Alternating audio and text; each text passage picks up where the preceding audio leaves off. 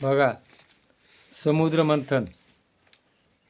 इंद्राच्या भेटीकरता दुरासूस येत होते आणि इंद्र कशा होता? हत्ती होता. आणि त्यांनी त्याला एक फुलाची माळ फेकली.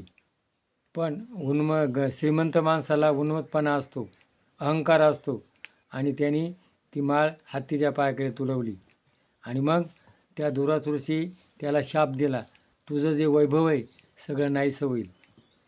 आणि इंद्राचं सगळं वैभव नाहीसं झालं, ते समुद्रात गेलं. आणि बघा, मग सगळे देव आणि दानव यांनी एकत्र येऊन त्यांनी समुद्रमंथन करायचं ठरलं. समुद्रमंथन म्हणजे काय? गेलेले विचार आणि ते पुन्हा उभे करायचे. मग सुखानं जगण्याकरता काय पाहिजे? आणि मग त्यांनी तो मंथन केलं, म्हणजे विचार केला. मंद्राचळ म्हणजे मन एकत्र केले आणि त्यांनी शोध लावला. काय शोध लावल्यानंतर समुद्रमंथनात वासुकीचा रवी केला, नागाचा दोर केला, देव हे शेपटीच्या बाजूनं होते आणि राक्षस तोंडाच्या बाजूनं होते. आणि मग ते मंथन करता करता त्यातून काय निघालं? विष निघालं. विष म्हणजे काय? मी आणि माझं. आज जगामध्ये सगळं विष पसरलेलं आहे. म्हणून हे इराण इराकचं युद्ध झालेलं आहे. मला पाहिजे, माझ्यापेक्षा कोणी मोठा नको आहे, त्याचंही ते मला पाहिजे. आणि अमेरिका आज उन्मत्त झालेली आहे. आज उन्मत्त झालेल्या माणसाला भगवंत शिक्षा देतो. आणि मग मीच मोठा पाहिजे असं आज अमेरिकेचं म्हणणं आहे.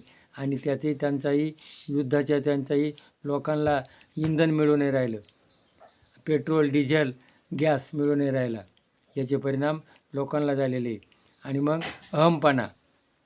तर मग ते विष जर पृथ्वीवर टाकलं असतं तर पृथ्वी जळून गेली असती.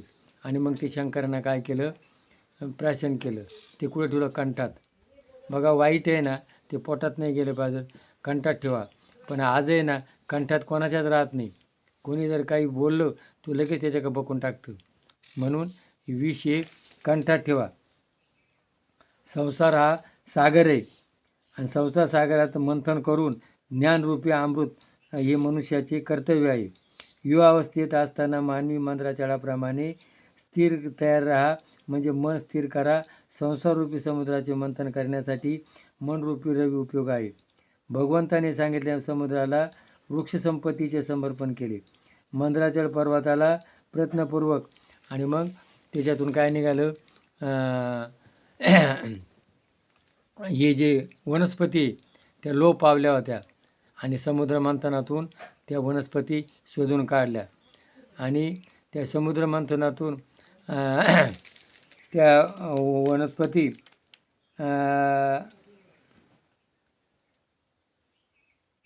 वृक्ष समर्पण केले. पर्वताला बुडू लागला तेव्हा भगवान विष्णू तिथे आले आणि मग त्यांनी वराह रूप घेतलं. आणि मग वराह रूप घेऊन ते वरती तरंगणात ठेवलं. आणि मग धन्वंतरी, समुद्रातून कोण? धन्वंतरी निघाला. आणि मग धन्वंतरीना या वनस्पती किती? 18,000. वनस्पती 20,000. त्याच्यापैकी त्या वनस्पती काही लोकांनी आजही आहे, ज्याला काही वनस्पती माहिती आहे तो कोणाला सांगत नाही, लपून ठेवतो. म्हणून ज्ञान हे सांगत राहावा. गंगा ही वाहत राहते. आणि मग ते न सांगितल्यामुळं 2,000 वनस्पती नामशेष झाल्या. 2,000 नामशेष झाल्यानंतर खाली राहिल्या 18,000. वनस्पती जरी 18,000 असल्या तरी त्याचं कार्य काय? 7वं कोण? एक विश्रांती, ध्यानधारणा. तर 7 रस कोणते? खारट, तुरट, गोड, कडू, तेलकट, आंबट, तिखट. जरी ते 7 रस असले, 6 रस, तरी त्याचं कार्य 4च आहे. स्तंभक, रेचक, दाहक, उष्ण. आता एखाद्याला जुलाब होतात, पण त्याला काय द्यायला पाहिजे? स्तंभक. एखाद्याला जुलाब होते नाही, त्याला काय पाहिजे? रेचक. एखाद्याचं स्नायू, अंग कोरडं पडले, त्याला काय पाहिजे? तेलकट. एखाद्याला भूक नाही काय लागत नाही, त्याला कोणते पाहिजे? तिखट. आणि शेवटी काय? विश्रांती. तुम्ही किती जरी खाली तर विश्रांती जर नसली तर त्याला पचत नाही.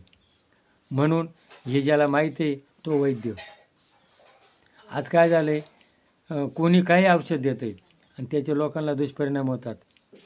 बघा, याच्यात सांगेले भागवतात, ज्याला गुरुचरित्राचा अभ्यास आहे त्यांनी, याचं मेन कोण आहे? आत्री. त्यांनी, ज्याला नाडी परीक्षेचा अभ्यास आहे त्याने औषध द्यावा. आज कोणी औषध देतं? आणि मग या ज्या वनस्पती आहे त्या लोप पावलेल्या वनस्पती समुद्र मंथनातून काढल्या आणि मग ज्यांनी नाडी परीक्षा करून हे जे औषधं लोकांना देतात, एका माणसाला 100 औषधे माहीत, तो धन्वंतरी. एका माणसाला 25 औषधं माहिती आहे, तो राजवैद्य. आणि 6 वैद्य माहिती आहे, तो वैद्य. तर असा आयुर्वेदाचा अभ्यास आहे. आयुर्वेद म्हणजे काय? जास्त दिवस जगण्याची कला. आणि मग आज काय झालं आहे, हे अधिक धान्य पिकवा आणि मग हे जे सेंद्रिय शेती राहिली नाही आणि मग रसायन याचे लोकांना परिणाम झाले. म्हणून सेंद्रिय शेतीची गरज आहे. वनस्पती आहार घ्या. हे केमिकल जे आहे त्याचा एक फायदा एक तोटा. तसा आयुर्वेदाचा तोटा नाही, याचा गुणधर्मानं येतो. म्हणून सेंद्रिय शेती करा आणि आयुर्वेदिक औषध करा. 2 दिवस जगाल. आणि हे जर पटलं असं तर क्लिक करा. जय भैरवनाथ.